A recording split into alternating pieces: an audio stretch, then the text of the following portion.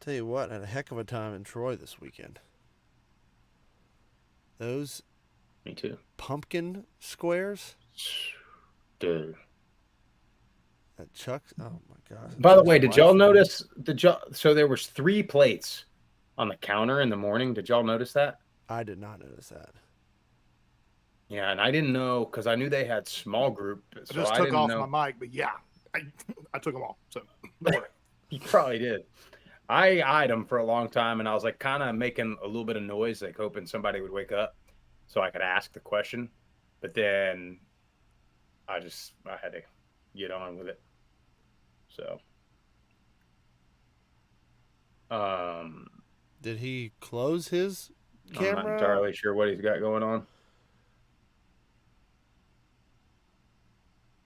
Oh, I did. I just want to see people's stuff in my face here. Trying to get this stuff down for a good podcast show. What time do you get home from work? Won't be the first time. It won't be the first time. I don't explain myself to you, Jeff. I had a long day. Yeah, I'm sure it was. Every day is a long day in the Grisham world.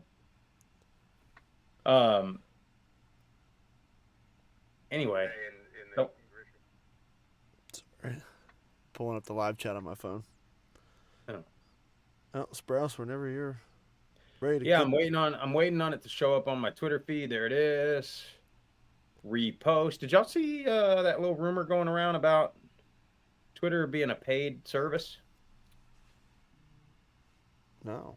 I think it's a rumor for now, but so what they everyone who's part of the X has to pay for it?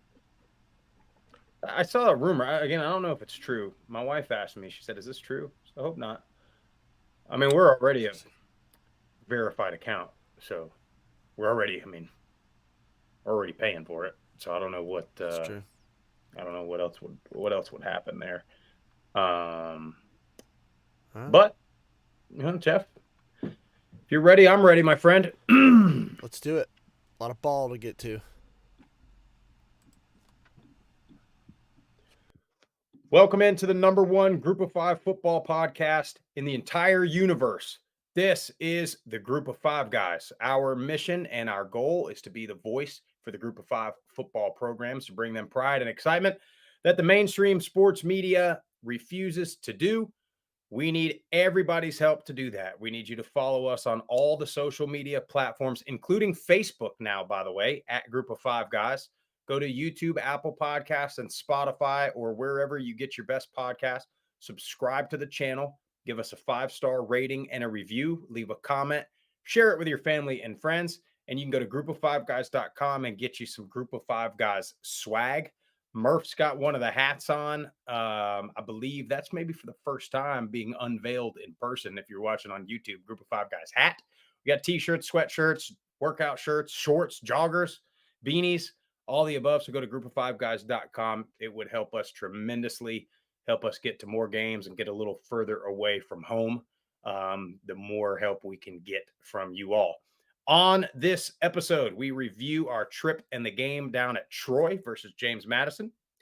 Review some of the takeaways from week 3, including we'll get into the Colorado State, Colorado drama just a little bit. We'll break down some of the best games from the weekend, and we will look ahead to some gambling picks for week 4. Enjoy the show.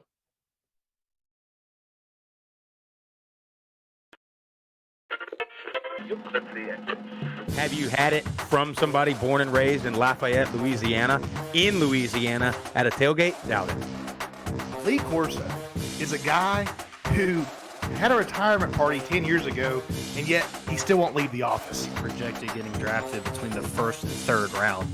That's incredible. The wide receivers are absolutely stacked for the Group of 5. I said Michael Pratt has got to show up and play, and boy did he. 394 yards, 4 touchdowns, 48 rushing yards on the ground, and another touchdown. I really appreciate you do for the Group of 5 programs, and I think it's great. I think we should get more of this. But you guys are on the forefront of this, and so I'm thankful for this. I'm glad that you're talking about the Group of 5 because I think they get overlooked. But it's a ton of fun to watch a guy go to the NFL from a Nevada or a Colorado State or a Middle Tennessee or an App State. and fans follow that kid. I appreciate what you guys do, truthfully. Covering the group of five. I mean, y'all said it earlier, but the Sun Belt to me is college football.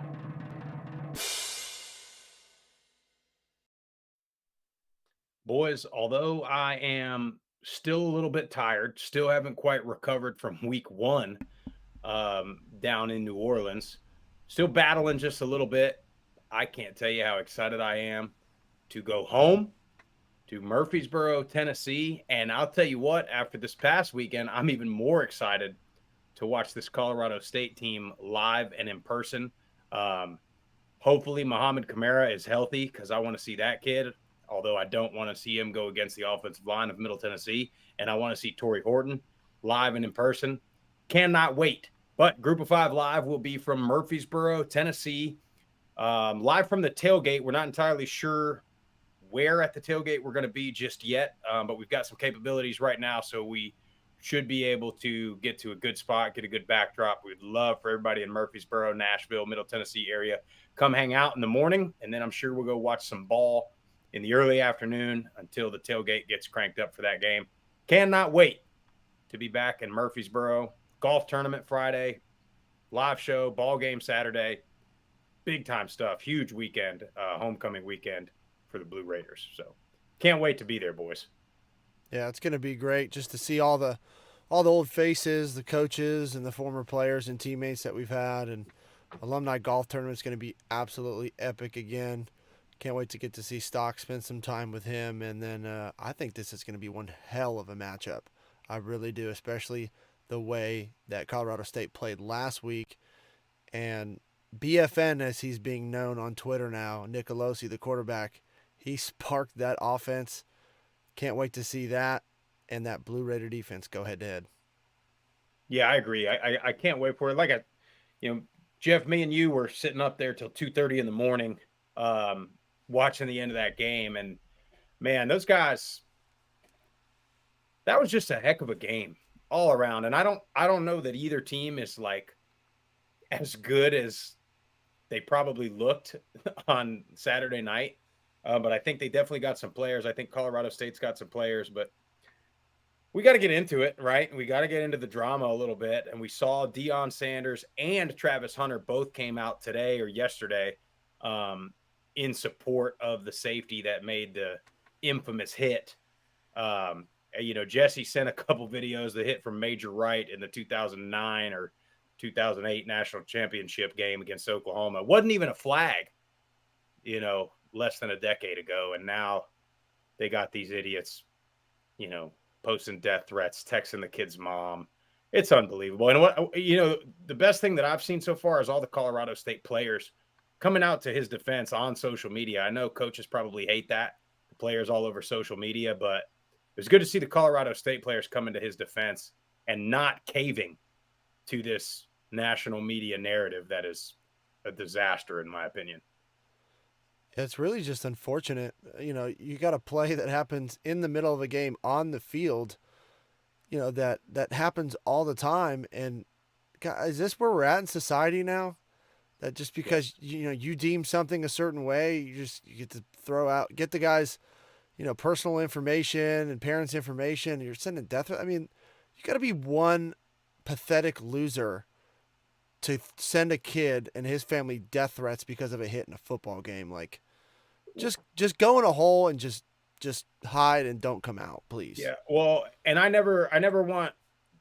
one for accepting personal responsibility. So the idiots sending the death threats honestly, they deserve to be locked up in a mental asylum. They're that insane, but a little bit of the blame's got to go to ESPN. I know we talk a bunch of trash about ESPN, but I saw today. So they kept posting, and they had all their talking heads on, First Take and Game Day and all these shows talking about it being one of the dirtiest hits of all time. And there's no place in football for this, whatever.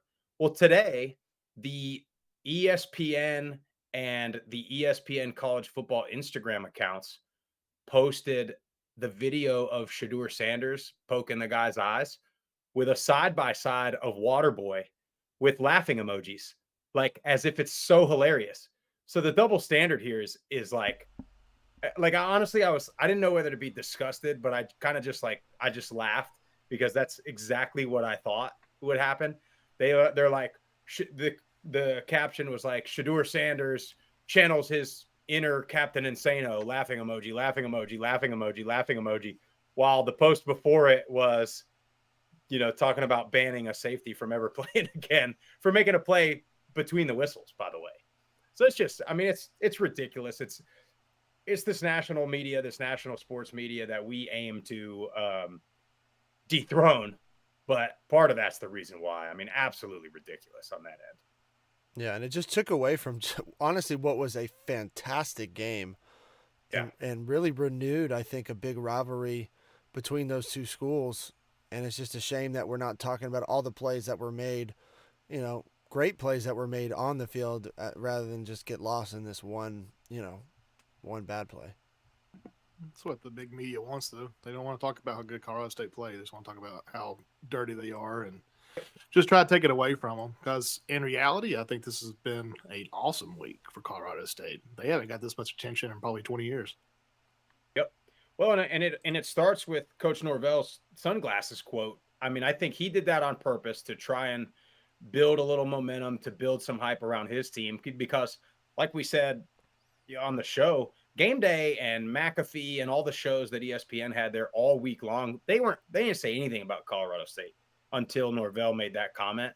And I think he knew what he was doing. I think he channeled his inner Deion Sanders to get some people talking about him. And man, I think his players, they played for him. Now, some tough penalties ended up costing them the game too.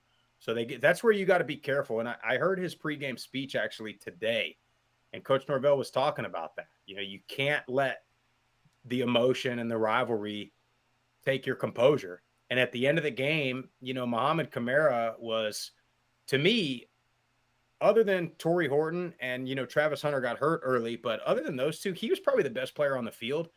But he had just two brutal penalties in the second overtime. That the one was a face mask, tough to get mad at a kid for that because it wasn't a real egregious one. He just reached up to make the play and a face mask. But the second late hit on Shedeur Sanders was tough, and it ended up giving them a free 1st and goal, and ultimately they ended up scoring and winning the game off of those. But just tough to see. I mean, I think they had 17 penalties. Colorado, I don't know what they had, not as many. You could say what you want about the refs, but I think Colorado State did let a little bit of the emotions get a hold of them. And they had a couple frustration plays that ended up costing them the game. Yeah, they did. But I think overall, I don't think anybody even expected Colorado State to even make it close, and they should have won the game. But I think a huge credit goes out to Colorado State for showing up, being ready to play. And then honestly, Matt Mumme makes the change, goes with, Nicolosi, and he just comes out winging it, man, playing fearless. He did have a couple interceptions, but I mean, you're looking at 367 yards, 3 touchdown passes. 3 of the players on offense had over 100 yards receiving and multiple touchdowns. Torrey Horton, we saw absolutely put on display, 16 catches, 133 yards and a touchdown. And they just kept running that shallow cross to death. Yep. They could not stop it. They were throwing it to Torrey Horton. And that's where one of the areas in his game where he is just so phenomenal. When you give him the ball, in space, he's just going to make a play for you. And he's great in the punt return game as well. And we've been talking about him all off season. And it's just awesome to see Matt Mumme get that offense rolling like we knew it could. And man, it was just we were up, like you said, Sprouse, so late at night, just like couldn't keep our eyes open. But we're like, we can't go to bed. Dude, I was like, remember I told you, I was like, my face is like quivering. I'm so tired. I like but you just knew that you had to stay up and catch it. But Jeff, let me ask you from a football perspective, X's and O's, that shallow cross that they ran over and over and over again. What's the coverage that Colorado's in that allows that to be open all the time? And for middle, what do you do to stop it this week? Well, from an offensive perspective, I mean, it's good into man coverage and it's good into zone because typically you have the shallow cross underneath. So if you're running man coverage, usually that guy's able to run away from the guy chasing him. So you're going to either have that, or usually there's a dig, an in cut behind it, a lot deeper. So even if you are in a zone and the linebackers don't get a deep drop and they see the shallow cross and come up, you have the dig behind it. And then usually on the other side, you have a post, somebody going post. So it's really great into man or zone as long as it's being read right. And I think middle's, what they're going to have to do is get pressure on Nicolosi. And they have the defensive players to do it up front and in the linebacking position. That's going to be their best tool to slow down this offense. My only fear is I think that Matt Mumme knows that, and he's going to be trying to get the ball out of his hand quick, give him nice, easy reads, quick throws, especially early on in the game, to build that confidence and to really get that offense moving. So it's going to be a great matchup.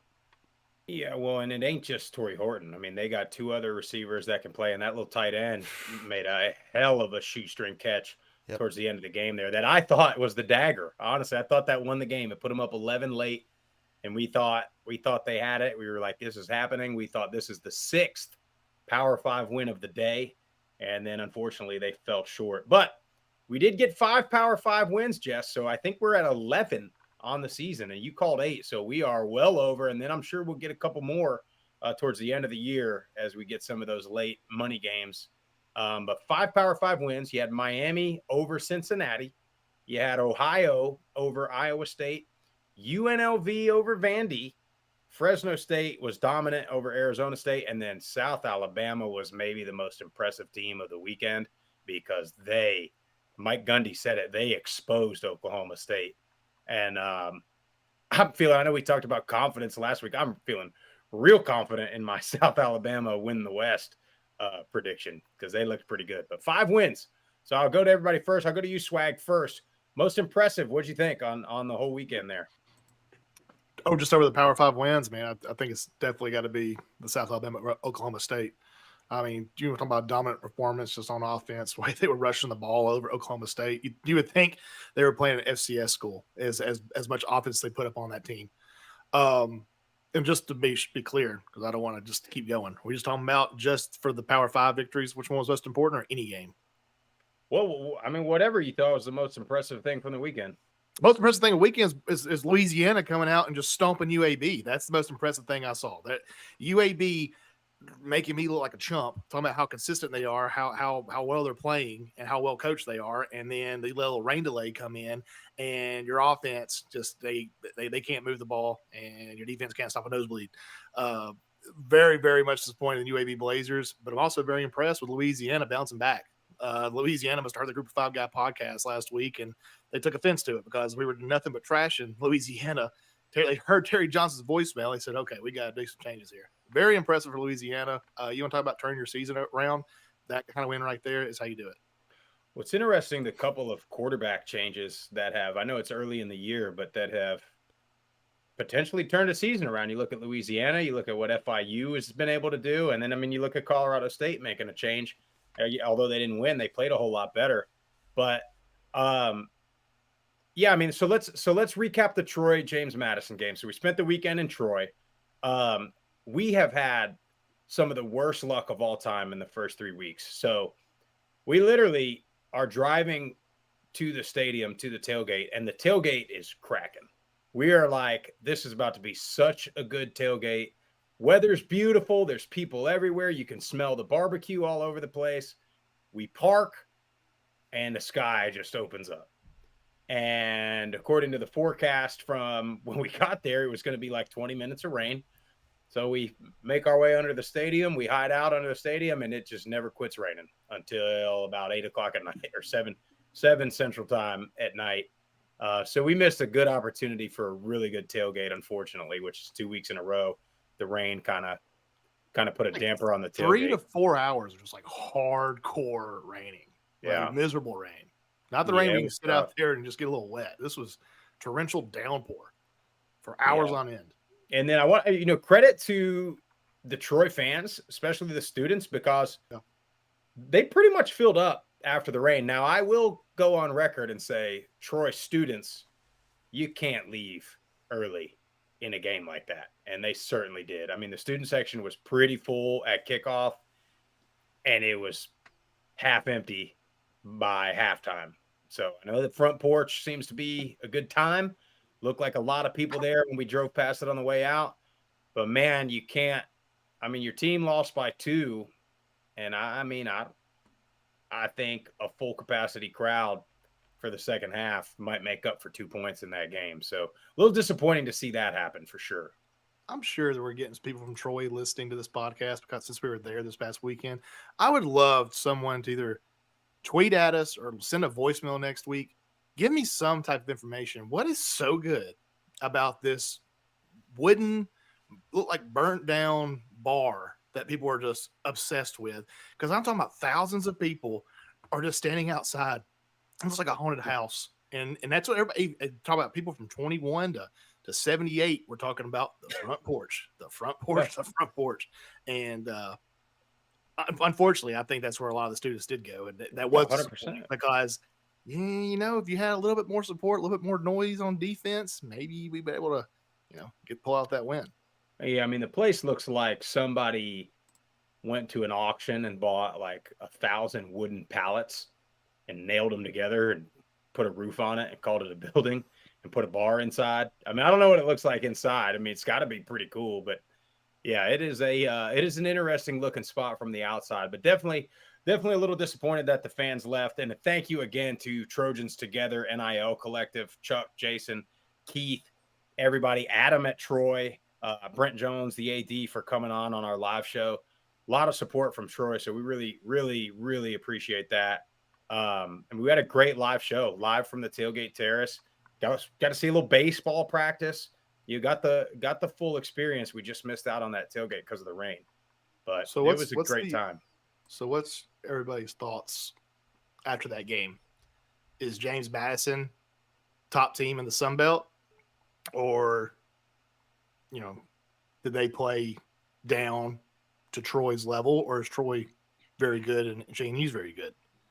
Because I'm going back. I'm wondering, like, it was Troy's offense to me. Yeah, you had some big plays there from Gunner, some good throws, but I feel like they couldn't really run the ball. Yeah, And well, James Madison had more explosive plays. Yeah, Maybe it's the defensive battle, because I think Troy's defense did come to play a lot, but that just goes back to what you said. You know, is South Alabama the best team in the West? Is Texas State the best team in the West? Is Troy, you know, since they compete with James Madison so well, are they still top dog in the West? Yeah, I mean, I think thoughts on that. I think, well, Troy's defense definitely played a lot better. They finally got a lot of pressure on the quarterback. They got a couple of sacks. Jubador and Solomon were a problem off the edge, and that's going against a really good James Madison offensive line.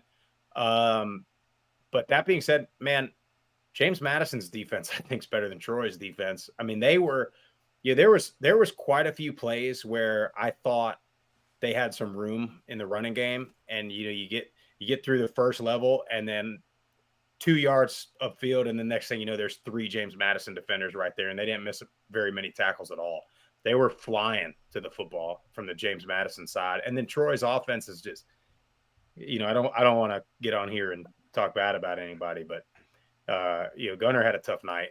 He had some questionable decisions, but go ahead, Jeff.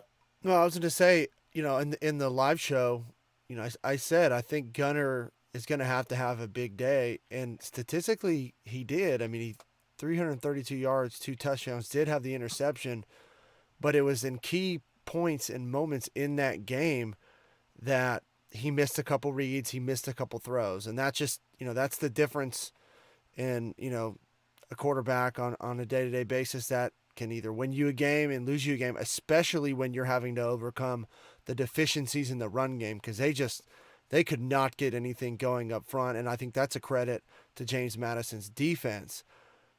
But let me just say this, and James Madison's defense is really, really good. 6 sacks, 10 tackles for loss. That's an incredible stat. And they fly around, like their hair's on fire and just hit people. But I think I thought Gunner missed a couple deep shots, one-on-one opportunities. I think James Madison can be thrown on. And when they get to a couple teams in the Sun Belt that can really push the ball downfield, I think that's going to nullify some of their rushing defense where that's their strength. And if Gunner could have made a couple more throws, I think Troy wins that game, because if you hold any team to 16 points, you should win that game, and vice versa. Like James Madison, you held them to 14 points, and you won.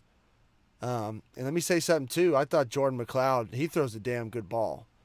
Now Troy did a good job defensively of getting after him a little bit, but I mean James Madison's for real. They're gonna have a couple tough tests coming up here pretty soon. Some really good offenses, but just keep an eye on that secondary. I don't know. Well, I think they can be attacked. I mean, Troy had several back shoulder plays on the sideline that they got him on. To defend the quarterback Gunnar Watson a little bit, he wasn't getting much protection, and you also got no run game. So, you can't just put it all on his shoulders for that. But, the O-line's got to protect, and they got to give him something in the run game because, James Madison was teeing off.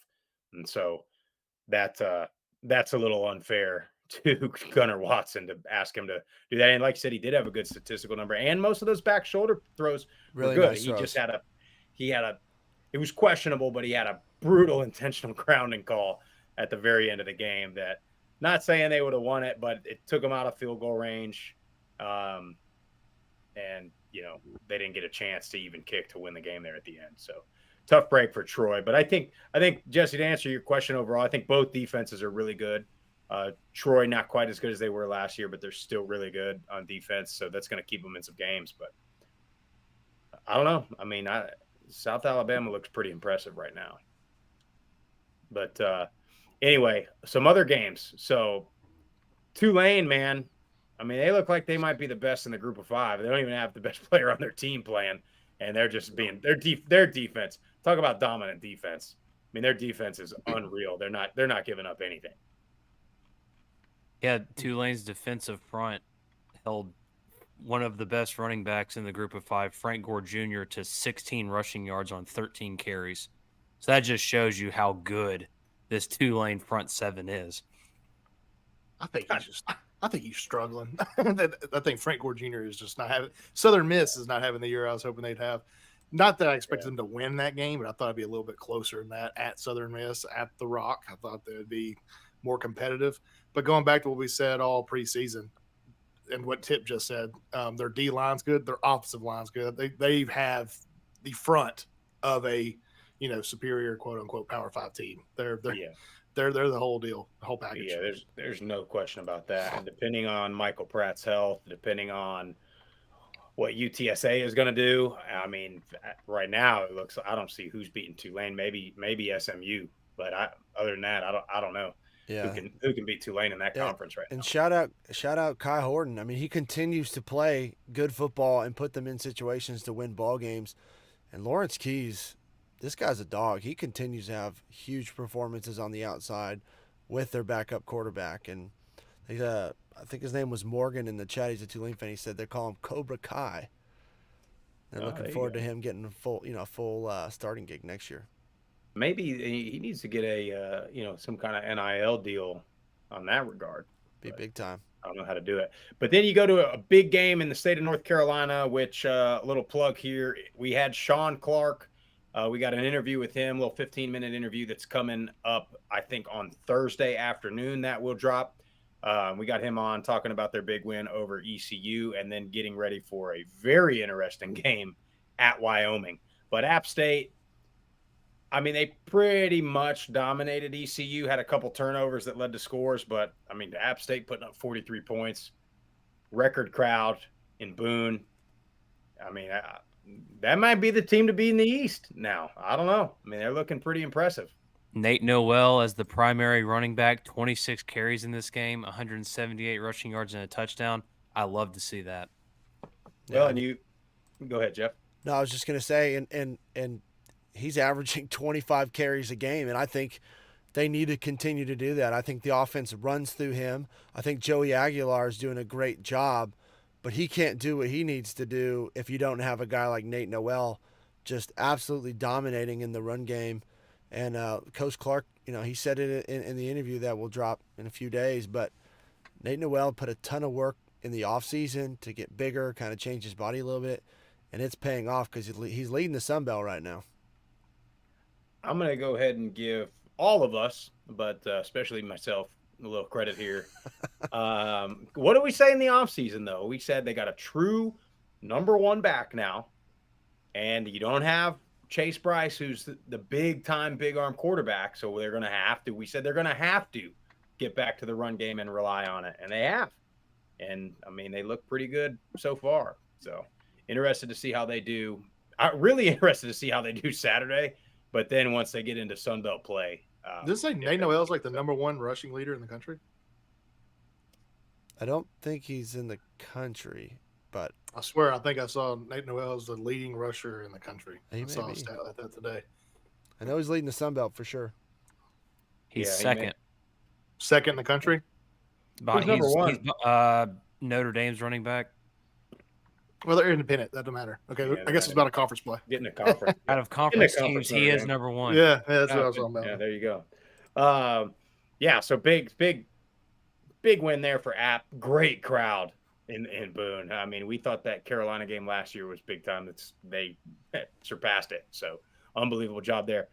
Maybe I don't know if this is a surprise or not. I But don't boy, think Georgia State, man.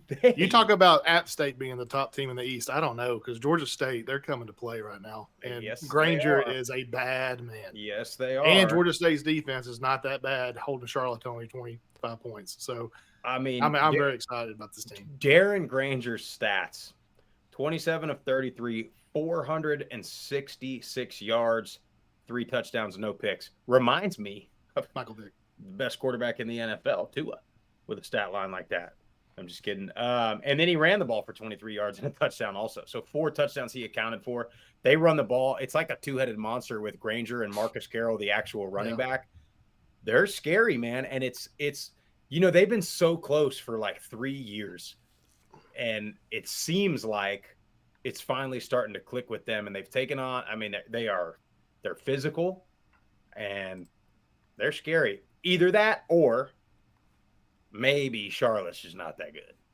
Well, I We'll think it's find a out 2 combination days. of I think it's a combination of both in that game in particular. But I think what makes Georgia State so potent right now is Granger's improvement from last year to this year throwing the ball, because he wasn't quite spinning it like he is this year, last year. So if he can continue to be efficient and put up the numbers that he's been putting in the past game, we know what they can do running the ball, and they control control most of the time of possession with that ground game. I don't know how you necessarily stop a dual threat guy that can really push the ball downfield. So shout out to Darren Granger, quietly one of the best quarterback seasons so far in the Group of 5. Going to say, Jeff, Thursday night, you got Grayson McCall, Darren Granger, are they the 2 top quarterbacks in the Sun Belt? Talk about, I mean, I'm thinking you're going to have a really, really high scoring game Thursday night. It's going to be a great game. I can't wait. That's going to be a really good game. And I saw a stat: McCall has not played against Georgia State yet in his career. So it's interesting. And then in turn, they have not beaten Georgia State in Conway. Let's say Georgia State's great on the road. They're pretty good. Well, I mean, no, not to just make a knock on their fan base, but I mean, you've seen what their stadium looks like. When I played at MTSU, I thought we played better on the road. Yeah. So, I mean, I get it. A little easier to get up for a game when there's a good showing. Well, Sprouse, real quick before we move on, I do want to mention Charlotte a little bit. Offense continues to struggle. They made the change at quarterback.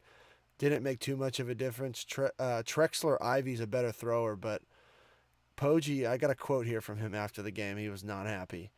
And he goes, I thought he didn't do press after the game. This might have been the next. I think this was the next day, the next morning, because he took some heat for not talking to the media post game. That's a big no-no because you got sponsors and all this other stuff going on with the radio.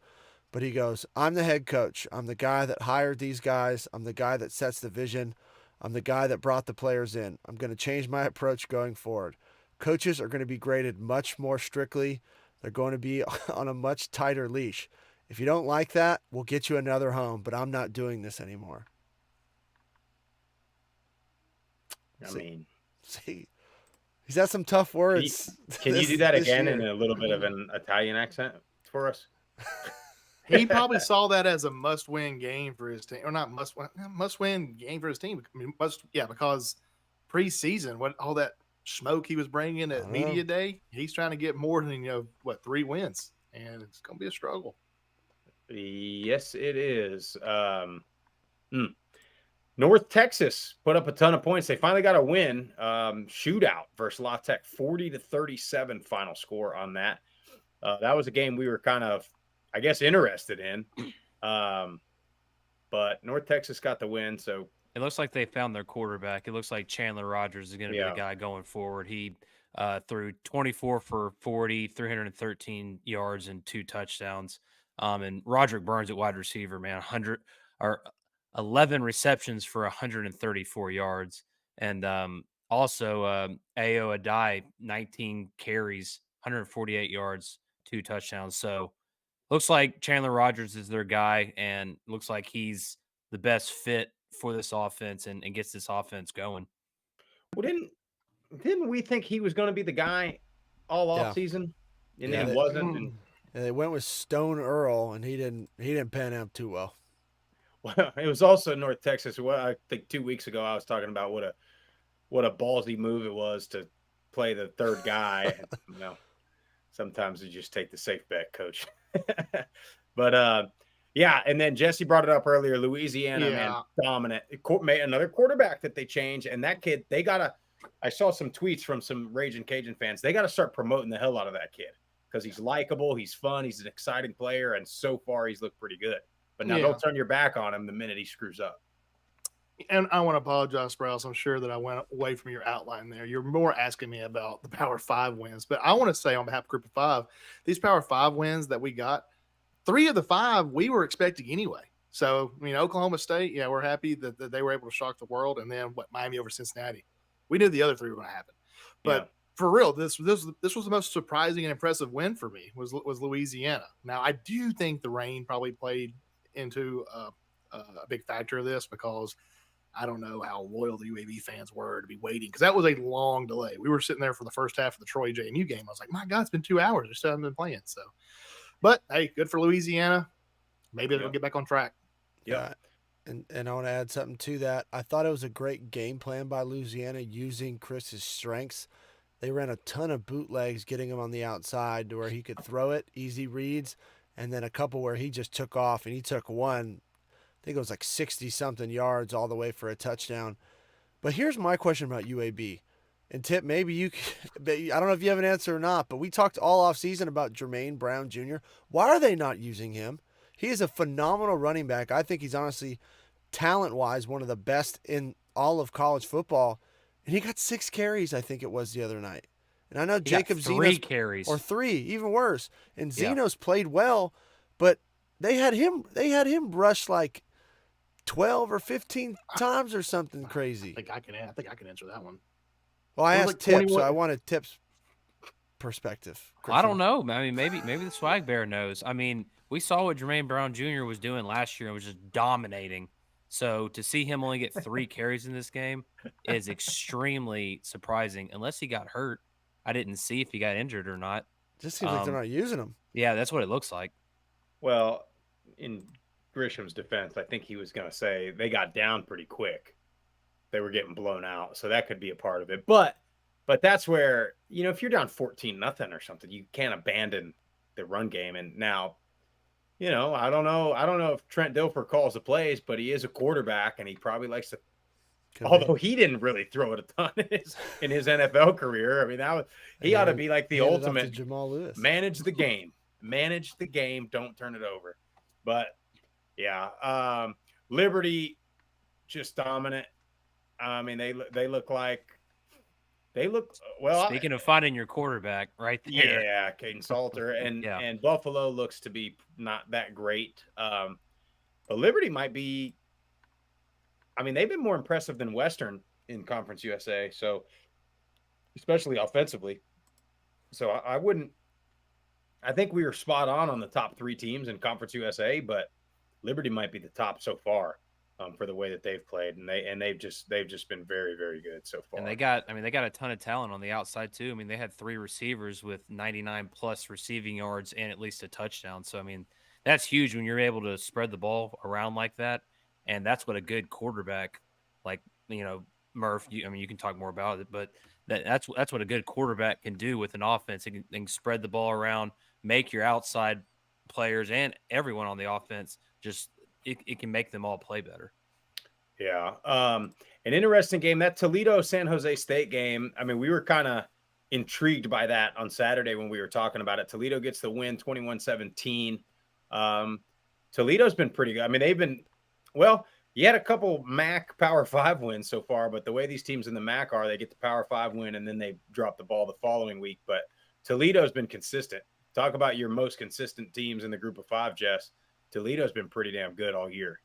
So it wasn't pretty offensively, though. I mean, DeQuan Finn only threw for 92 yards, ran for 62. It wasn't pretty, but I mean, that we know how good their defense is. Yeah. And they won the game on a pick 6 in the third quarter. So it's just, wasn't pretty on offense for them, but they're a very good team, and they got the win. Well, to hold San Jose State to 17 points is pretty good because they've been one of the better teams in the Mountain West. Any other games you guys want to talk about? I know I'm going to give my weekly South Florida update. First, FAU, Casey Thompson's hurt, by the way, so I'll be interested to see which route they go. And he hasn't been great this year, so I think FAU has a good team. They're very talented. They've just got to get somebody in there that'll protect the ball because Casey Thompson's turned it over a ton this year.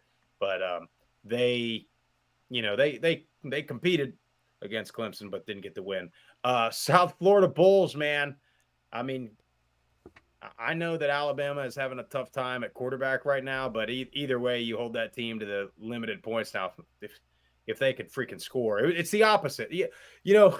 How frustrating has it got to be for somebody on South Florida's defense that's like, we finally play a good game, and now you guys can't score points. But, just to be in that game for as long as they were, so kudos to them. And then, man, FIU, another win. One of 8 group of 5 teams in the country that has 3 wins already, FIU. And again, they made the quarterback change. Keon Jenkins has been pretty good. I think he had no turnovers, 2 touchdowns in the air, no turnovers. And then he had a rushing touchdown. Yep. So they have definitely found a guy that is dual threat that can make some plays. I mean, I know UConn's not very good, but FIU to be 3-1 at this point in the year, good on them. So that's my I'm going to give a weekly South Florida update for you guys. The Dolphins, of course, are probably, other than maybe San Francisco, best team in the NFL. So keep your eyes peeled. Any other games you guys want to bring up from the weekend? Yeah, I got a couple. What you got, Jeff? I know it was against a North Dakota team, but Boise State did get the win. Taylon Green played, which was good, and had a solid game. I mentioned a name in the offseason, Eric McAllister. He had a monster game on the outside for Green, 143 yards, 2 touchdowns, and then Ashton Genty had 3 rushing touchdowns. So it seems like they got that offense rolling, getting ready to start conference here pretty soon. They're going to need it. There's some really good teams in the Mountain West, but it was nice to see Boise play, and again, I know it's against North Dakota, but they did what they were supposed to do against that team. And just a couple quick notes. Coastal put up 66. I know it was against Duquesne, but that's a whole lot of points. Texas State put up 77 against Jackson State. And boys, the Red Wolves are back. Arkansas State got the win. They beat Stony Brook 31-7. So, shout out to the Red Wolves. Yeah, you got to give them some love. They got the win. Well, you got to get a win. No, you do got to get a win because you're right. Because last year that was me with FIU. Every time they beat, Long Island or something, I was over here celebrating it. So you do got to give them credit. Sometimes you got to figure out how to win, even if it's against an inferior opponent. You mentioned Boise, man. That was Boise last year. They started the season so slow, and then by the end of the year, they look like one of the better teams in the Mountain West, and that might be their play again this year. I wanted to bring up too real quick. I know we talked about it on our Saturday show, but the weekday games with Army and Navy throwing the ball 19 times a pop. And so just interesting to see. And that Army offense is tough to deal with, that gun option and being able to throw it a little bit.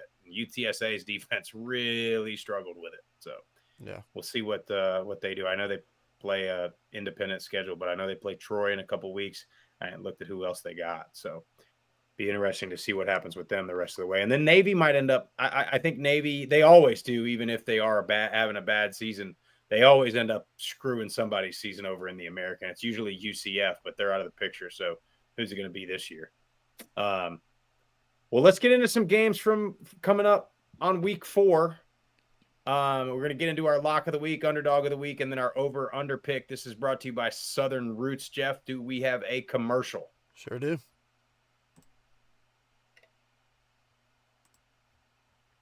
Are you tired of listening to the same music playlist?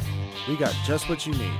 Southern Roots Radio is an audio magazine rooted in Americana, curating music, culture, and sports to a stubbornly independent audience.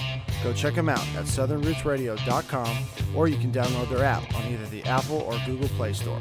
Southern Roots Radio. Come on in and stay a while.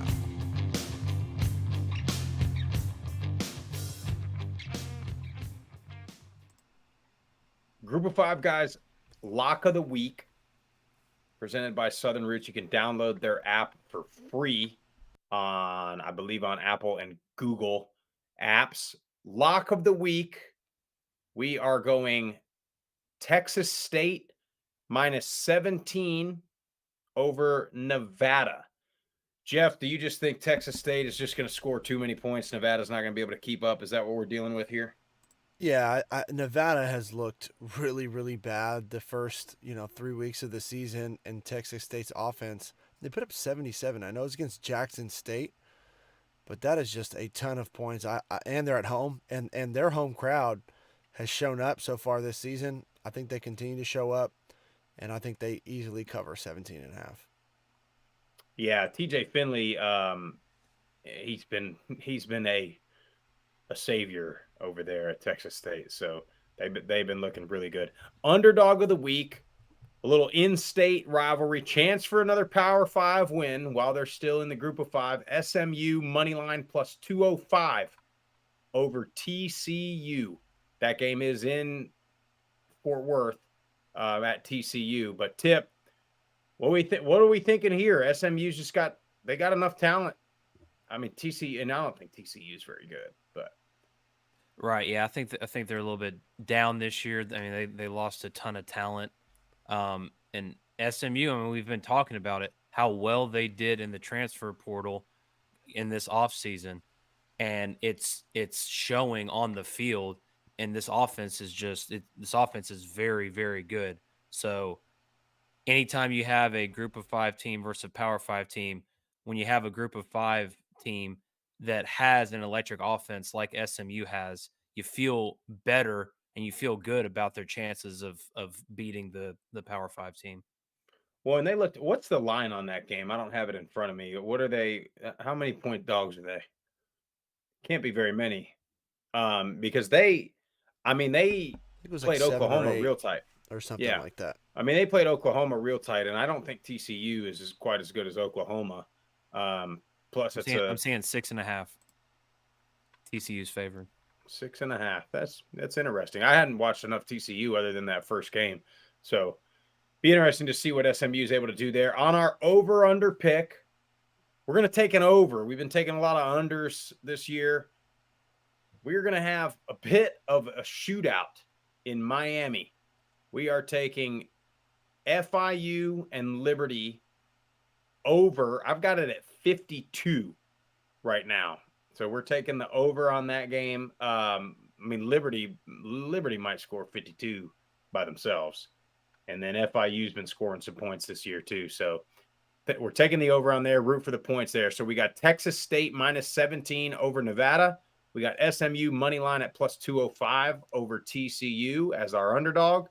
And then FIU and Liberty over 52 down in Miami. And then none of the player props for Prize Picks are out just yet on a Tuesday, but you know the rules. Number 1 receiver, 5.5 receptions, take the over. While you're downloading the Prize Picks app, use our code GOFG, and they'll give you up to a free $100 to play with. I will tell you this. if Torrey Horton has 5.5, or Lawrence Keys has 5.5, or Josh Cephas has 5.5, take the over. If it's 6.5, stay away. But that's where we got Prize Picks. Download the app. Use our code GOFG. Before we go, we got some voicemails. We need y'all to keep calling the hotline, 615-900-4286. Give us your hottest take. Give us some trash talk. Give us some updates. Maybe you got something. Maybe you got an inside source on the ground we need to hear about.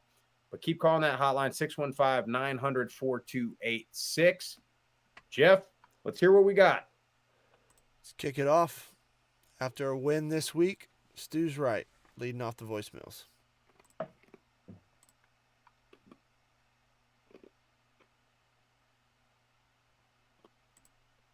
If it'll go.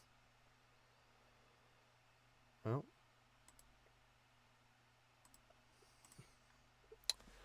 Hey guys, Stu's right here from Twitter. Yeah, there you go. Sitting in this porta potty in Boone after a big win over ECU. Great performance, Joey Aguilar. I'm down here at the Ale House getting the Joey wings. Excited to see you boys in Boone. That was basically. Is that what he said? Yeah. Let me reboot this voicemail thing. I don't know why it's not playing. So, give me 1 second. Y'all just While that's Yeah, rebooting, there you go. I want to talk about the MTSU game, first home game of the year this past Saturday. Given the circumstances of 6:00 game, it was the exact same time as the Tennessee versus Florida game, and right before the game was starting, there was a slight little bit of rain, and then the rain was off and on throughout the rest of the game.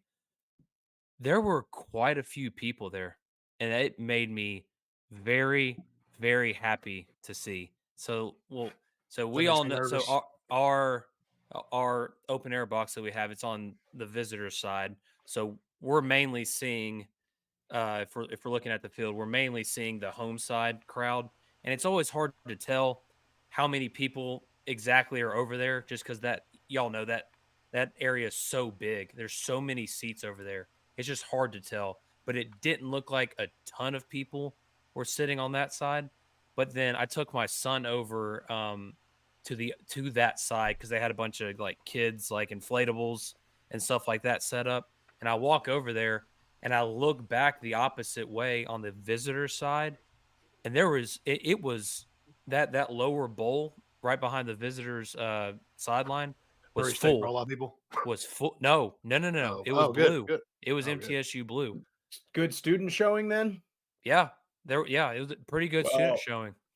I was hoping that was one of the big reasons I was hoping Colorado State would have pulled it off this weekend, because I think that would have enticed more people to come to the MT game on Saturday. But I think it still will though. All the noise. yeah, that's there's been made. got to be. There's some hype around it. I mean, it's a good game. Middle has had, really 3 pretty good showings so far, even though 2 of them were SEC losses. But it's homecoming, so there's going to be people there until halftime. So we just need all those people to stay after they do all the pageant stuff, and hopefully everybody comes out to tailgate. Hopefully comes out to see our show, and then should be a good game, man. If you want to see good football, if you thought the Colorado State game was good, this one's going to be just as good. And little side note, this is just a little side note for the Colorado fans that are out there, these newfound diehards.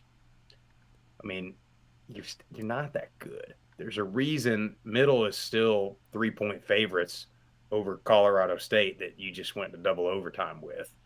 And, but that's neither here nor there. I know we probably don't have any. We certainly don't have any Colorado fans watching us, because they only watch ESPN and probably CNN in their spare time. So that's where they get their sports information from. They probably watched The View and got their take on the late hit and formed their opinion. But anyway, God knows we need to know what Whoopi Goldberg thought of that hit.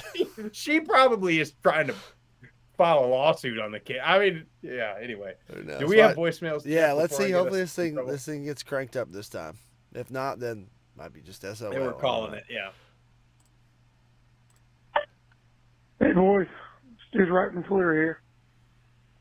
Had a sloppy game yesterday against ECU, but managed to hang on and get us cover.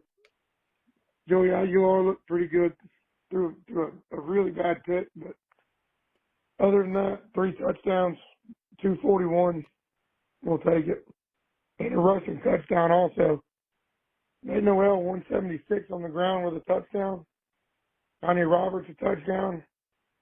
Just I'll take it. Didn't play great. Lost a fumble.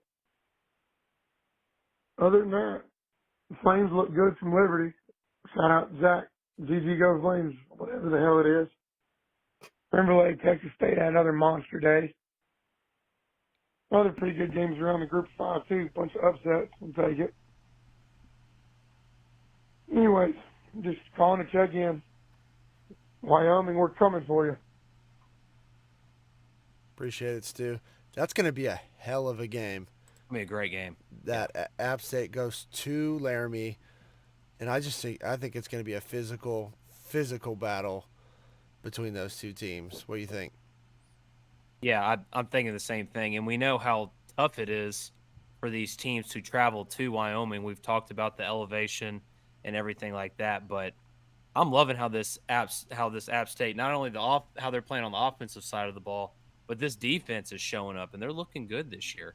Wyoming, I mean, we know they got a great defense. Let's see how Nate Noel, as good as he's been this year, let's see how he does against this Wyoming front seven. If he can, get an immediate impact in this game and get off to a great start rushing the football, then I like App State's chances of winning this game.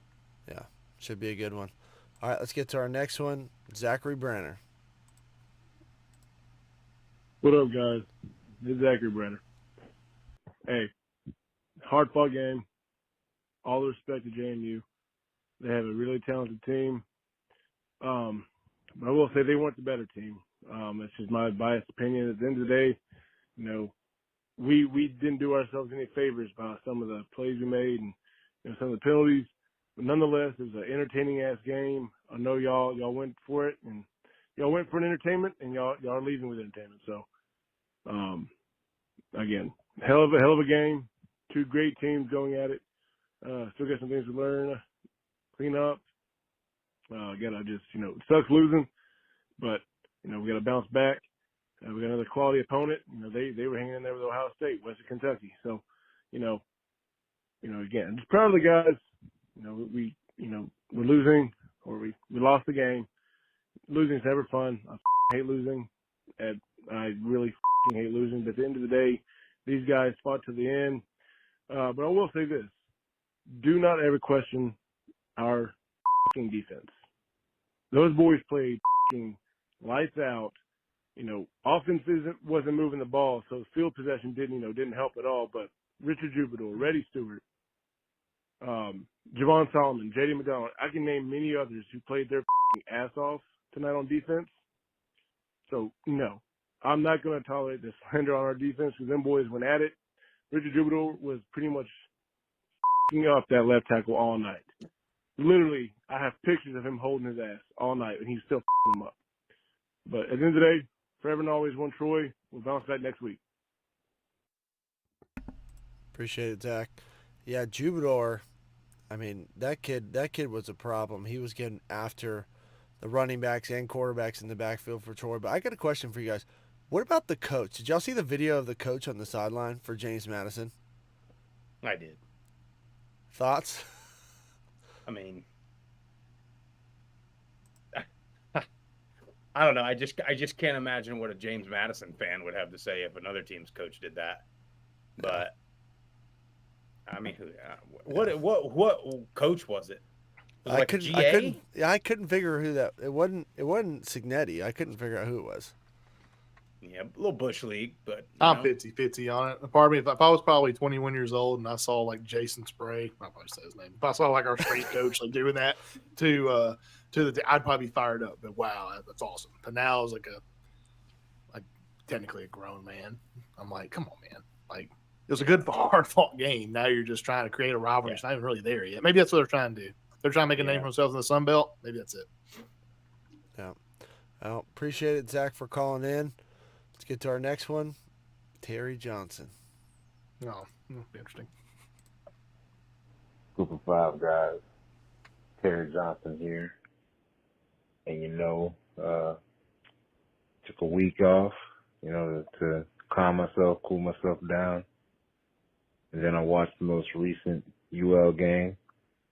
And I've been talked off a ledge.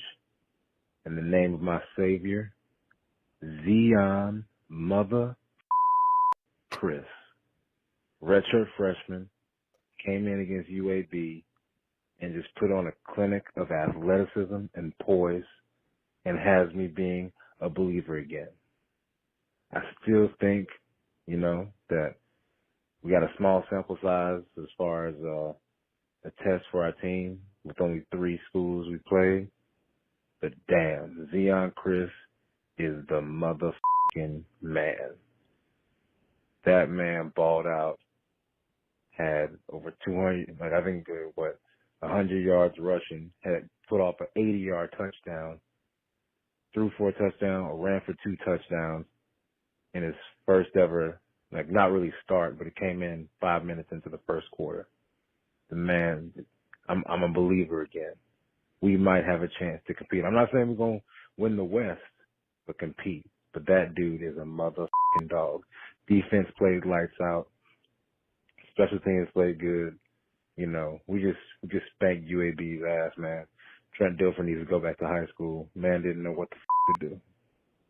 I'm feeling myself, man. I'm feeling good, but I'm trying not to get, too up in arms and too high. Thank y'all for checking in on me after last week, But if I have to give an atrocious award for this week, ODU, all you had to do was hold on to the football and play good defense. And you would have beaten Wake Forest at home. Come on, man. You're just making us all look bad. You're making the Cajuns look bad. Come on, man. You're making the Sun Belt look bad. Making the Group of 5 look bad. And also, Jay Norvell, why didn't you go for 2? You had a chance to shut Prime up.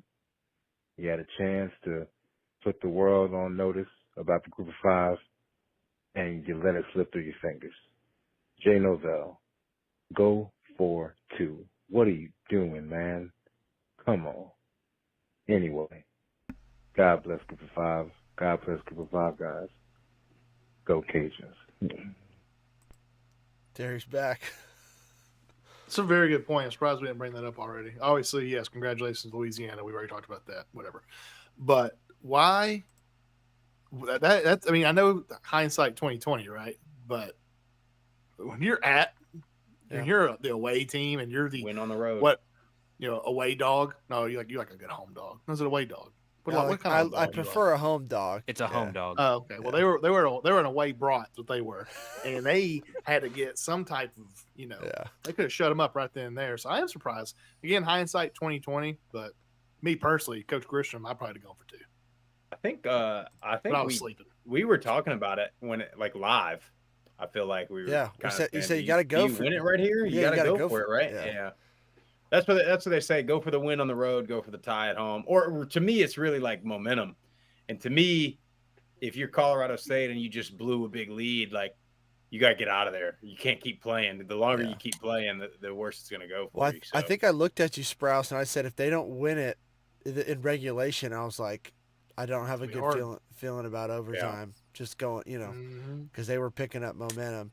And we didn't mention ODU. ODU has been so close. They had the big win, a couple weeks ago. But are they sneaky good? Because Wake Forest is not a bad team. I think ODU is probably the most underrated team that we analyzed the preseason because we had them as piss poor. If you had piss poor at the lowest level, that's what we had ODU at. And obviously they're beyond that. Yeah. So I think they're pretty good. Their offense looks pretty good. Yeah, should have beat Wake Forest for sure. So, but Terry, are they though? They're 1-2. I don't know. I mean, yeah, they do well against the Power 5 they teams. Play for up. whatever That's what reason. I'm saying. They play up. I don't know. Yeah. Well, I just wanted to make it known. Obviously, I'm just a little salty over the Louisiana UAB game because that was our lock of the week, and I was already down, and I just went ahead and just put my peg leg on it, threw what's all in on it, and rain delay and Terry Johnson just really ruined my weekend. Terry did it to you, huh? Mhm. I think it was his savior, Zion Chris. But appreciate it, Zion Terry. Always over good to have you Zeno. back. Well, they got a chance to go 3-1 if they can, beat Buffalo at home, and then week after that go up to Minnesota, maybe sink a boat or two, Yeah. and then the next week after that, Texas State comes to Louisiana. That is going to be Wait a minute. a great game. Do they have Boudin there? Or should I get it? Should I just go to Publix and get it? You can Couple go to Publix indicators. over in Columbus, Georgia, and get some boudin if you want. You get it frozen. Frozen? I get it frozen. Literally, you just go to the deli section. There is boudin in Columbus, Georgia. Okay. Why is it quiet? I was literally at Publix the other day. I was like, oh, it's boudin. You know what? Next time I go to Publix, I'll take a picture of it. I'll post it. Make Yeah, sure tweet- you know it. Put it on the Please Twitter do. sphere. Yeah. Tweet. Show us your boudin. That's what Is we it wanna as see. good? Is it as good as in Louisiana?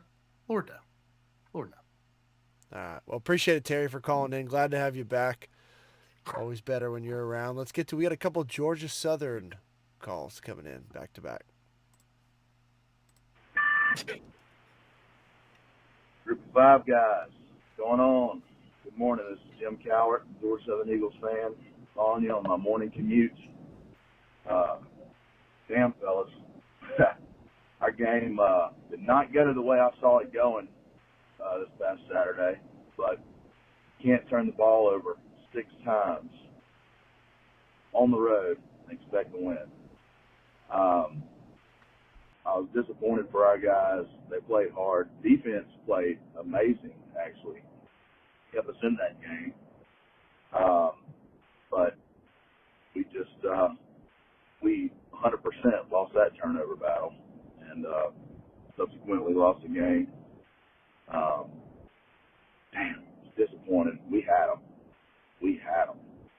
But we just couldn't get out of our own way, unfortunately. But that's the way it goes sometimes.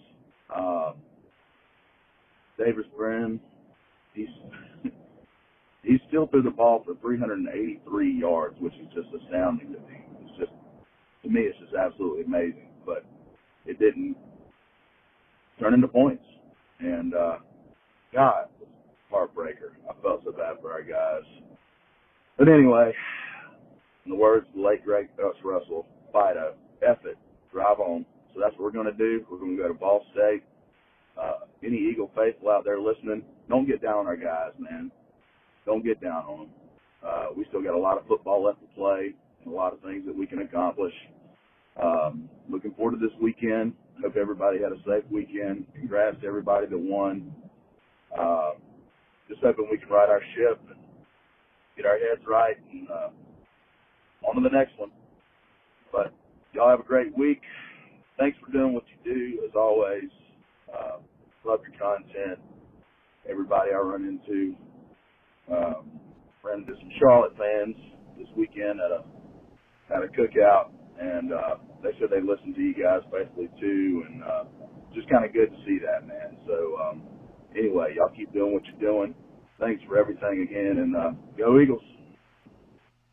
Appreciate it, Jim. Appreciate you spreading the word. Yeah, no question about it. Yeah, he's dead on about the defense keeping him in it. I mean, you look at so Georgia Southern's possessions, they punted, held Wisconsin, threw a pick, held Wisconsin on downs, turned it over on downs, gave up a touchdown. Then they answered with a touchdown, but then it went punt, interception, missed field goal before Wisconsin scored again. So they had that's those. what the defense forcing was 5 straight punts. Yeah. And yeah, the offense and then just couldn't capitalize. Then Georgia Southern, then they both scored a touchdown, but then it got out of hand in the third quarter, threw a pick. Wisconsin went down and scored, threw a pick. Wisconsin went down and scored, and then fumbled, and Wisconsin went down and scored. And that's what put the game away. So it's 14-14, even with a bunch of turnovers to start. But, I mean, yeah, you just can't. I mean, you can't throw 5 picks and win any game, let alone a game like that. So tough break for Georgia Southern, but I think they'll be back. They'll be just fine. I don't see them turning the ball over that much every single game. So I think if the defense is playing like that, that is a welcome sight, because that was one of our biggest questions going into the season was that defense going to be better. And let's get to our next Georgia Southern fan, Josh Bevel. Group of 5 guys. It's Josh Bevel here, and oh my gosh, I mean, first off, 5 interceptions by Davis Brin, 6 turnovers with the fumble too. I mean, I don't even know what to say about it. I'm glad I called now instead of right after the game, because I could have just blown up on F this, F that, and a whole lot of cuss words. But I will say the offense does move the ball well. You know, you're not going to win any game with, 5 or 6 turnovers. I mean, nobody's going to win the football game. But, defense played their tail off. They held us in the game. But, of course, you're going to get exhausted. You're going to get tired. You're at Wisconsin, at their home turf. And, of course, Mordecai is going to take over on that close game. And, and Mordecai is an absolute monster. I mean, that guy's – he is legit. But, Georgia Southern, they got Ball State coming up next week there. And I think they're going to beat them probably about by 10, 14 points, come off of the loss, need to get back right. Then you got Coastal Carolina in 2 weeks. And I know my man Steeple, shout out Steeple, he calls into y'all show a lot. No, he's a Coastal Carolina fan, and, it just got picked up by NFL Network, 7 p.m. kickoff. And Steeple, man, I'm sorry, but I don't like Grayson McCall at all. And they're going down against the Eagles in Statesboro. And, that's all I got for y'all. I needed to vent, to call in and just chill out for a minute. But be sure to listen to Water Hose Drinkers on Spotify and YouTube. Thanks, guys. Love the shameless plug right at the end. Yeah, no doubt. Well, first of all, Josh, we do allow the profanity. Jeff here does a great job of bleeping it out. So we do want the true raw emotions right after a game. But, yeah, let's try to limit the blowing up on a specific player if we possibly can. But, yeah, I mean, same answer to the last call. I mean, they both had it spot on. You can't turn it over like that. Hopefully Davis Brin bounces back, but that's a tough game to bounce back from. So we'll see what happens. Yeah, I think he'll do a better job moving forward. 5's a lot. That's a lot in one game. All right, let's get to our last 2 callers. Go to Zach Green. What's up, guys? Zach Green here. And what a day it was in Western New York this Saturday as Liberty beat Buffalo 55-27. Austin Reed in the offseason has gotten a lot of accolades, a lot of hype, which is very much warranted. Probably the best quarterback in Conference USA.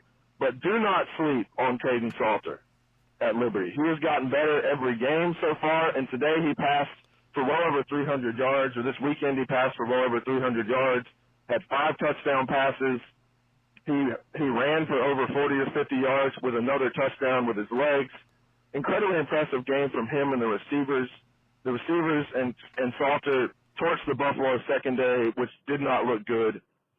The receivers that had the best games for Liberty were C.J. Daniels, Cheyon Sibley, and Elijah Smoot. And as always, the O-line looked incredible as well. I mean, it's been really good to see this O-line because a couple of years ago with Malik Willis, Malik was having to run all over the place to get away from the defense. And so far, that's not been a problem this year. So hopefully that stays the same.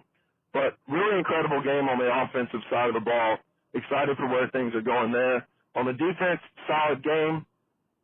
Two more interceptions, both by Tyron Dupree. I thought the turnover game would slow down eventually, and maybe it will, but it hasn't yet. The defensive line was getting their hands on the ball a little bit. The defense held Buffalo for under 100 rushing yards, which is a big deal for Liberty because the first couple of games they had trouble stopping the run. So pretty impressive game from the defense as well, but I'd like to see them clean up the pass interference penalties for next time. There was too many of those this weekend. It seemed like they let Buffalo stay in the game a little bit more than they should have. But impressive game overall. Very pleased with how things are going for Liberty. Another game I followed a lot this weekend was the Utah State Air Force game. Listened to a lot of it on the radio and then watched some of it in the second half. And I was very impressed with Air Force's running game. As you might imagine with the triple option, that's going to be their MO, and they had it working on Friday night. 4 guys with over 50 yards rushing, 2 of which had over 100 yards. Michelle was their workhorse. He had 28 carries, I believe, for over 100 yards. Another guy, Burks, had 110 yards rushing. Impressive offense with just enough passing to really hurt Utah State. And then Utah State on the offense did not look good for a while. They benched their starter, Lega, and they brought in a young guy named Hillstead who kind of stabilized that offense. So look for him to maybe be the starter going forward. But great weekend of football. Looking forward to this next weekend. And as always, thank y'all and go Flames. Appreciate it, Zach. He always got good takes. Salter Yeah, looks like the dude though. Yeah. Well, and man, Buffalo on the other end, we thought they would at least have a pretty good defense this year. We thought that was going to kind of keep them in the game. I think I had them as my dark horse in the MAC. Yikes. But you can't all be right, Sprouse. That guy was I'm feeling yeah.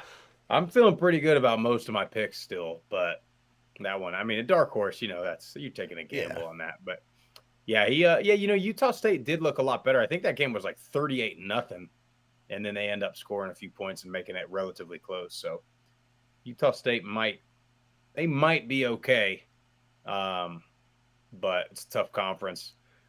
I don't know. I don't know how their defense is going to hold up, though. So. Yeah. All right, well, let's get to our last caller of the night. Our boy Steeple _PC_51. Hey, Group of 5 guys. How you doing? This is Steeple _PC_51. I'm going to make this one very short. Went to the game. Took a lot from it. Took a good nap. Woke up. Say hi to my son, my family, and then we went and enjoyed the beach. We took that whole 26-minute ride to the beach and had a fun time. Had my Group of 5 guys hat on, and somebody actually recognized it. I was promoting the show, the wonderful show that it is. I'm not going to talk much about this weekend. Hey, Terry, congratulations. Great win. South Alabama, where he stepped it up and put another Power 5 team down. I said I wasn't going to do it again, but JMU, very nice game against Troy. Grant, only JMU person I've really heard about. Hey, congratulations. So I said I wasn't going to do it again, but I guess I have to. All right, not going to go into much details. Not much to say. Looking forward to seeing you guys again. Big game this week. 3-0 Georgia State. Thursday night against the 2-1 Coastal. Looking forward to it. Because Darren Granger, he showed out this past weekend. He really did. Anyway, hey man, love the show. See you guys in Conway. Thanks, Steeple. That is going to be an epic Thursday night matchup. Should we do picks since we're not going to be able to do it Saturday? We can do some picks. Yeah, we can do that real quick. I mean, it's not going to be long. I'm just curious to know what y'all's picks are for Coastal, and for my own sake, I'm trying to put some money back here. Who do y'all foresee winning this game against Georgia State and Colorado State and Coastal? Me personally, I want to I think it's +3. I think it's +3. 6.5. Plus 6.5 Georgia State. I like that. I like that a lot. So you like Georgia State with the points, but you expect them I guess it wouldn't matter if they won; then he'd still win that bet. May get a lot of crap for this, but I'm probably going to be pulling for Georgia State. I just want them to have a good season. I've been feeling it before. I've been feeling bad for them the past few years. They've always been so close. I like Grayson McCall. I love Steeple. I love Coastal, but something about Georgia State. I think it's going to be a pretty good. I think it's going to be a lot of points scored. I think Georgia State's going to be able to run the ball on them pretty good, and then I think that's what they're going to try to do is keep the ball away from Coastal's offense and Grayson McCall. I don't know if they'll be able to stop Coastal's offense though at all. So I think if Coastal gets 2 or 3 stops throughout the game, I think they'll end up winning. I think I'm going to call. I think Georgia State covers. Give me 38-34 Coastal. Nice. Anybody else want to put a pick out there? Yeah, I mean, I got Coastal winning it all, so I think Coastal, that offense continues to roll. I don't have a score for you. I'll go 34-31 Coastal. I think it's going to be close, but I think it's going to – I agree with you, Sprouse. I think it is going to be high scoring. When we were at the Jacksonville State game at Coastal, we saw Jacksonville State have a little bit of success running the ball. Just weren't effective throwing the ball. So can Granger be effective like he has the first 3 games at throwing the ball? And if Georgia State can do both of those things against Coastal, then I mean they have a chance to go and upset Coastal. But I think Coastal Carolina's offense is still one of, if not the best in the Sun Belt. So going with Coastal Carolina at home in a close one. Screw it. I'm changing it. I was always a huge Hermione Granger fan and Harry Potter. I'm taking Georgia State money line. Let's do it. Over under 63. Take the over for sure. Yeah. But I'm taking money line for Georgia State. Well, since we're picking games, Friday night you got Boise State at San Diego State. Boise. Give me Boise State big. They're 7-point favorites. I think they cover that. I don't think San Diego State will score more than 10 points. And then also Friday night, you got Air Force at San Jose State, FS1. Air Force 3.5-point favorites on the road. I'm going to keep riding with Air Force on that one. But that game's pretty intriguing. Yeah, it might be I look forward to watching that game Friday night with you boys. Yeah, it'd be awesome.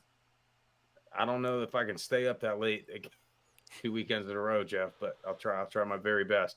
I think that's all we got midweek this week. Man, this is a big time Saturday we got coming up. So looking forward to that. That's all we got for you guys tonight. Thank you for watching. Thank you for listening. If you like the show, go to YouTube, Apple Podcasts, Spotify, or wherever you stream your best podcast. Subscribe to the Group of Five Guys channel. Give us a like. Give us a 5-star rating and review. Leave a comment. Tell us what you think. Share the podcast with your family and friends. Follow us on all the social media platforms at Group of Five Guys, which, by the way, we do stream all of our podcasts and live shows on Twitter and now Facebook as well. Go to group-of-5guys.com for all your Group of Five Guys merch and swag. We would really appreciate the help there. Help us to travel to some more places. We got Sean Clark, App State head coach interview coming up on Thursday. And then Saturday morning, we will be live from Murfreesboro, Tennessee. Out of here.